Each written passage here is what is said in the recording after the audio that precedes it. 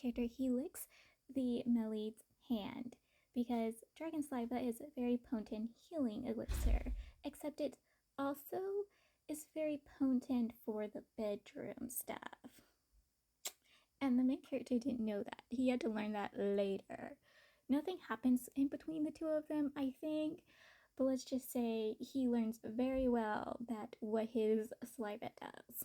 With the copper coins, two of them being unsealed, some of the Meleid's memories came back, except one of these memories is from his childhood when him writing sculptures holding skin in his hands. Yes. And they're both disturbed by this, but the main character is trying to figure a way that it is not what the Meleid thinks. Later, when one of the beggars, who had kidnapped the gopher's sister, they took the beggars with them back to the sister's estate. And one of these beggars is a little girl, and she had it in her face, and they have to get the rot off of her face, but it will destroy her skin and it will scar. And women back then had to have looks to them. They had to have beauty to them. It would ruin her future. So they're trying to figure a way to save her while also saving her face. And this is when the Meleid tells them about making fake skin and attaching it to the purse, and it will become real skin.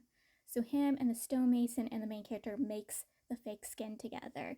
And just like how I thought, the main character also thought that this was the memory of making the fake skin was what the Meleid was remembering and not actual real skin. When they pulled out the bones from the ground, they broke the arrow or the thing that was entrapping the ghost there, I think. Something got done, but they broke it. So the ghosts are free now. They're just going to finish off their celebration thing, and before the celebration thing is over with, the main group and the beggars, they leave.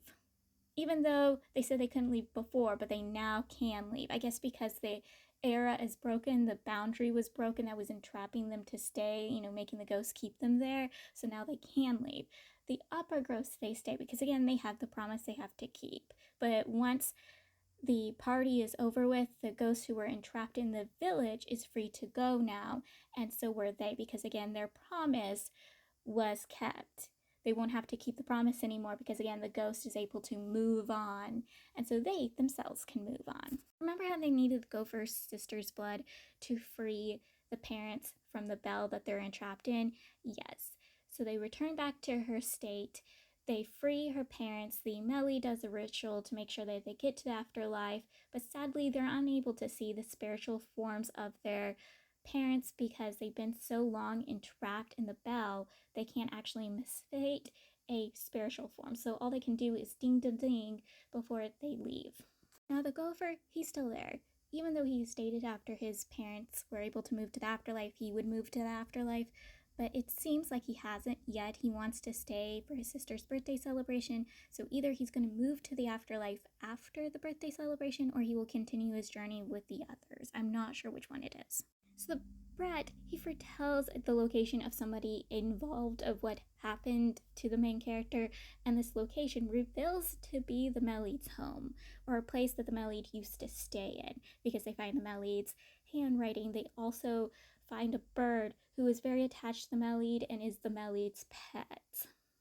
So yes, this is not looking good for the Meleid, especially on my theory that the Meleid might possibly be involved, and the main character also starts getting these suspicions. He thinks either the main character is an ally or an enemy to the person who had done what was done to him. Because deep down he feels that the Meleid isn't actually involved, or the person who did it to him. So, and he outright states this to the Meleid. So there was an error set inside the Meleid's place, or the place the Meleid was staying at before everything happened. And this error basically entraps the main character. And the guy who set up the error was trying to trick the main character into giving him his blood. He also tied his fate to the Meleid's. Basically, that spider thing that appears from the Meleid's mole was actually a thing to tie someone's fate to your own fate. As long as this person's alive, you get to live. You get to have their fate. And it keeps getting bigger and bigger half the time. Like, it can grow as big to the Meleid's chest. Like, this is how big this thing is. And I guess this guy attached that spider to him, or he attached another spider fate thingy to him. I'm not sure which one it is. It was that one, or he attached another one. I was confused because you guys know I get confused easily when it comes to this stuff. The main character breaks both the era and breaks the thing that ties this dude to the male lead. Though I'm not sure, again, if it was just an extra one or he breaks that one that the male lead already had. We also find out that this dude was connected to the bodies in the tomb, and he was also connected to the body that was being held under the river. Yes, he's tied to that. He's also tied to the person who did this to the main character. Like, he's tied to all of this, and he's not giving them all the information they need. He only tells them that there's a sorcerer that was his teacher, and this sorcerer can be found in certain locations. That's literally all the information he gives. And the main character makes sure that this guy suffers for what he did to those people, because he stated he did it to stop a flood.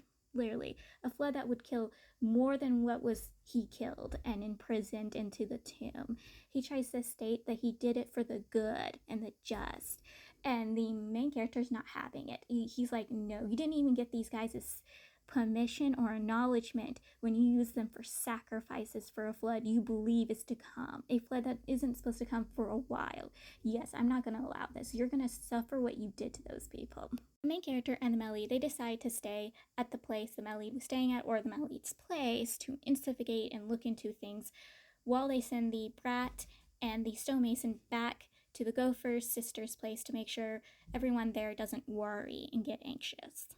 There seems to be another group who has the same mission or looking into the same thing as the main character. At least I think so, because they were on the same path of leading to the male lead's home. They are the Court of Imperial Sacrifices. This group of people work right underneath the state proctor, and almost all of them was his disciples. And two of them that are leading the group is the diviner and the ritualist.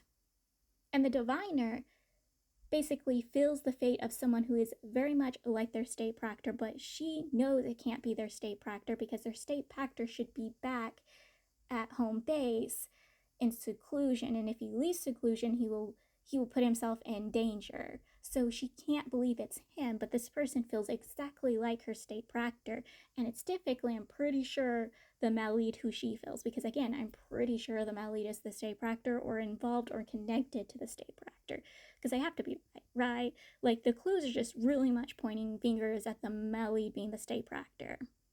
The reason why they didn't end up running into the male lead and the main character is because when the time the main character and male lead got to the male lead's house, they had been lured away by the male lead's bird. So that's how they don't end up running into them. But the main character said if they didn't find the guy that they were searching for or looking for, they would have chased after that group, the Imperial Court of Sacrifices. They would have hunted them down and asked questions. Also, the main character, he's really adorable. Like, he keeps acting like he is the male lead's pet. Like, when he's in dragon form, he's always trying to wrap himself around the male lead. He's trying to cuddle up with the male lead. Like, it is so obviously he's very attached to the male lead. He wants to be close to the male lead. He loves the warmth and the coldness that the male lead gives off. Like, it is absolutely adorable. I saw Reddit posts where people were saying that these two weren't meant to be together, that they said that they didn't think it made any sense, and people were agreeing to the Reddit post, and I'm like, what do you mean that there's no burn? There is so much burn. Like, these two have me giggling and kicking my feet every single time they interact. Like, the main character is always trying to get a reaction out of the male lead. He always wants to be by the male lead's side. He's always thinking about the male lead. Like, he is very much crazed about the male lead. He even states that if other people did what the male lead did, he would have made them suffer. But instead, he just teases and messes with the male lead. Like, he is very obsessed with the male lead. He's ever thought is involved with the male lead. He even states that he was worried if the male lead's actually his enemy. Like, he had dread running through him when he thought that the male lead could be his enemy and the person who did what he did to him. Like, this man, he has the feels. It's so obvious. It's so obvious.